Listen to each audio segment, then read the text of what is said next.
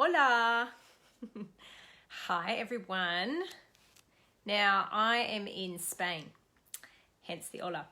And we're going to see how we go with this today, but I want to teach you about the 3 steps to goal achievement success. So I'm going to talk a little bit about that over the next 10 or so minutes. Let's just see how I go. I think I missed my timing. I think it's actually about 9 p.m. Perth time because it's around about 2 p.m. here. Hey Lisa, how are you?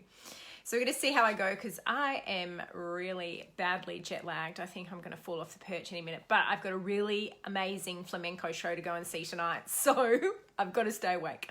So this is one of the things I'm going to do. I'm also going to go and hit the gym for an hour in about 10 minutes. But I wanted to talk about the 3 steps to goal achievement success. And the reason I think this is really important is we're now in the 3rd week of January, and this is typically Quitters Week. What often happens is we spend, that lovely week between Christmas and New Year, we spend putting our goals together, what we want to achieve in 2020. We might profess those on the stroke of midnight on New Year's Eve. And then as life starts getting in the way over the next couple of weeks, you get distracted, the kids are on holidays, life just gets in the way, and all of a sudden all those hopes and dreams and plans that you had don't come to fruition. So I want to talk about what I think are the 3 key steps to setting the goals and then actually achieving them. And I teach this as part of my goal setting workshops, but I'm going to give you a sneak peek of this today. And if it is something that you really want to learn more about, then reach out, because it might be that we could partner together and I can show you a few more things about how to set goals. So the first step is SMART goals. Now, I know you guys have all heard about SMART goals before, but they really, truly do work. So SMART stands for specific, measurable, achievable, realistic, and time measured. SMART, S-M-A-R-T. If you heard that, drop it into the comment section below. Tag a few friends if you think that this is really important information for them to hear. So SMART goals are actually incredibly important. It sounds important and it sounds really daft to sit down and do that, but it's all part of that creative visualization stuff that we talked about a couple of weeks ago. So Harvard Business School, 1979, I think they surveyed their final MBA graduates, and they asked them the question, have you set yourself some goals? 3% of them said, yep, I've written down what goals I want to achieve off the back of this. About 13% of them said, I've got some goals, but I haven't really thought much more than that, haven't written anything down. And then 84% of them hadn't set any goals. They were just going to wing it and see what happened. And then they looked at them about 10 years down the track. And what they actually found is that 13%, the top 13% who'd had goals but hadn't really written them down, they were earning twice as much as the other 84%. And the 3% who not only had the goals but had also written them down were earning 10 times as much as the other 97%. So having goals and writing them down is really important. But the next step in that is making them those SMART goals. So the reason why SMART goals are so important is it really starts to solidify in your mind exactly what it is that you want to do and over what time period. So let's think of weight loss. This is a really easy one because it's quite compartmentalized. But if you're going to make it specific, measurable, achievable, realistic, and time measured, therefore you would say something like, I will lose, and always say in the positive, like it's going to happen, I will lose 10 kilograms over 12 weeks, and that will be 10 kilograms in my body weight or my body fat. So it's a simple statement, but you've got your specific, you're losing weight. You've got your measurable, it's 10 kilograms. Some people might turn around and say, well, 10 kilos in 12 weeks, not really very realistic. So bump it out to 16, bump it out to 20. Whatever you think is realistic for you. And you do it over that specific time period. So weight loss is a really interesting one. What about things like perhaps setting up your own small business, perhaps setting up an online business? So write this one on the plane. I want to set up my own online business running it part-time, 12 hours a week, there's your measurable, in the area of women's health and wellness, there's your specific, and I want to connect with 6 other women over the next 12 weeks to help them do the same and be generating approximately $500 per month by 6 months' time.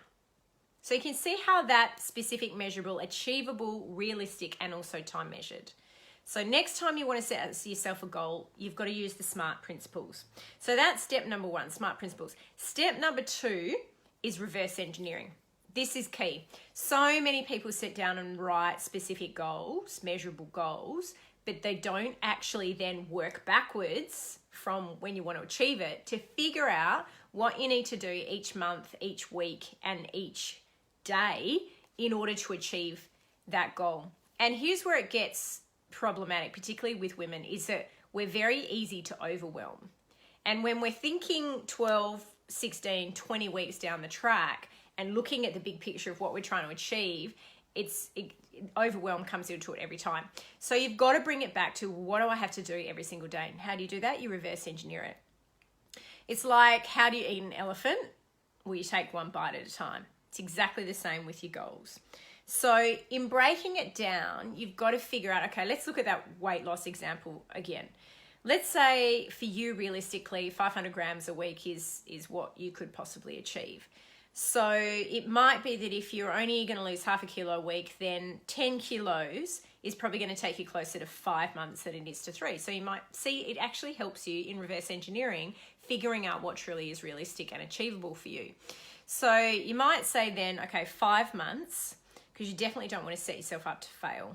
So now, what do I have to do? Well, I have to exercise and I have to watch what I eat. Okay, well, what am I going to do every week? Well, I'm going to try and get 3 sessions of exercise in.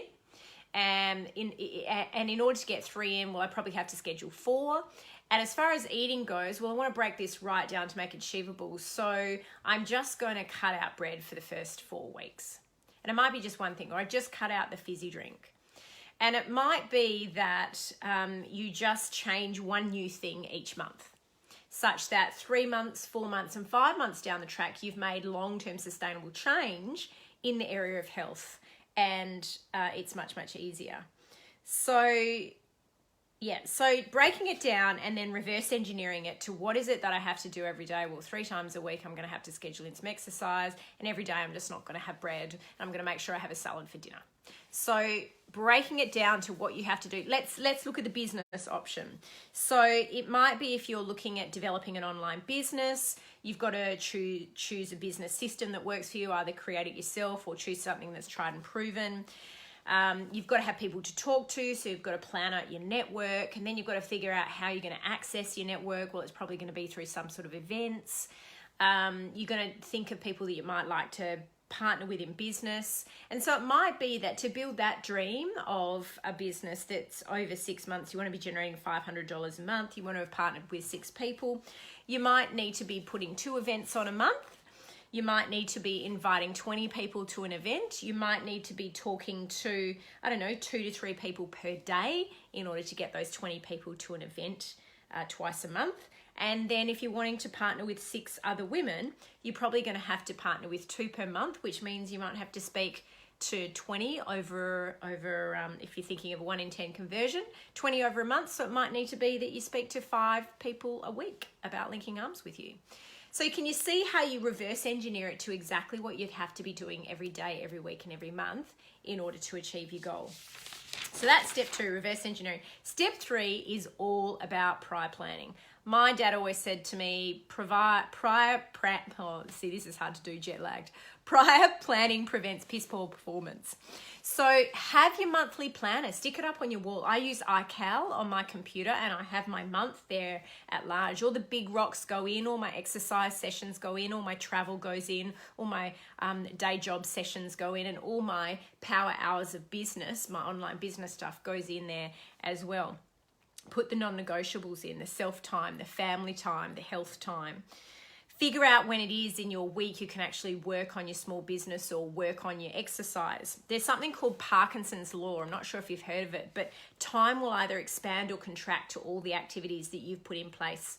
I don't know if you've noticed that when you've got a whole day and you couple activities, it always takes you the whole day to do them. Whereas if you have a very short period of time, those same activities can be done in that really short period of time. That's Parkinson's law. It's amazing. Check out what happens with this week with your time. And as part of that planning, break it down each week. I sit down on a Sunday night. Hey girls, I sit down on a Sunday night and for about 30 minutes of time, I'll actually plan out what my diary looks like for the week. So all those to-dos, instead of holding them in here, they go into my diary. And if they don't need to be done this week as part of my sort of long-term goal setting, I'll put them in a week or 2 weeks down the track. And then they're out of my head and I don't need to worry about them anymore. Think of the sorts of tools you can use. There's to-do apps. There's amazing apps that you can download onto your phone now, which will alert you as to the things that are on your to-do list.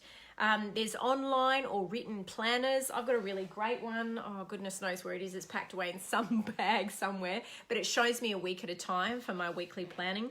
iCal is great. Google Calendar is great. Get Timely there's plenty of scheduling diaries that you can use to schedule in meetings with people as well. Have some sort of CRM, customer relationship management system as well. So they're your three big things. Smart goals, reverse engineering them to see what you have to do each day, and also the prior planning that must happen each week and each month to get you to your ultimate goal. And there is a step 4. I knew there was one more thing that I had to share with you. This is the surprise step. Celebrate it. Make sure when you get to your goal in the time that you set, you reward yourself. You celebrate achieving that goal. So many of us reach our goal and we go, oh, next. And we don't actually appreciate the work that we've done and the growth that we've had to get to the goal that we were wanting to get to. And if you've recruited the family, if you've recruited the friends to help you get to that goal, if you've set, a reward for the kids, mummy's got to just do this for the next 3 months, and if I achieve this, we're going to go out to dinner, or we're going to go to Disneyland, or we're going to go to Adventure World, whatever it is.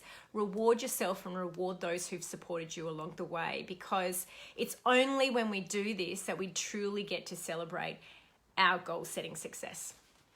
So if you found this really valuable, as much as I've ranted and raved in my jet lagged state, if you've really found this valuable, make sure you pop something in the comment section below. Make sure that you share this with people. If you know of someone who's really struggling to stick to their goals, just share these 3 simple principles: SMART, reverse engineer, prior planning, and the 4th one is celebrate. Have a beautiful week, everyone.